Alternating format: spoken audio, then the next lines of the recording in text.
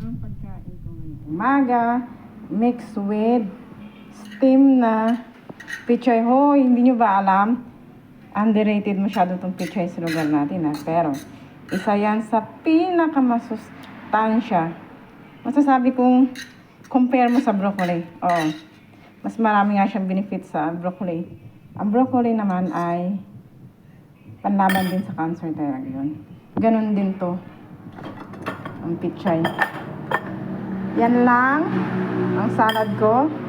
Konting piga ng kalamansi.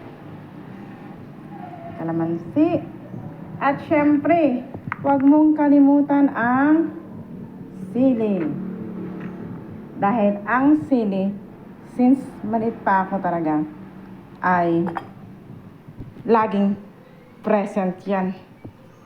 Bakit? Ang sili ay natural antibiotic. Tingnan mo yung manok. Yung manok, yung ibon, naku po, nakikita ko yan.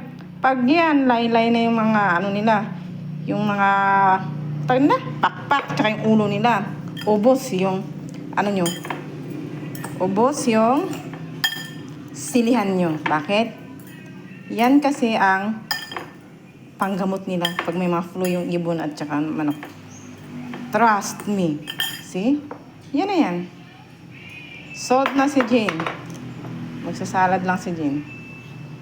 Sila kasi nagsawa na sa ano, sa gulay, kaya corned beef with egg muna sila. Torta. At ako, eto naman. Parang kulang yata yung ano ko.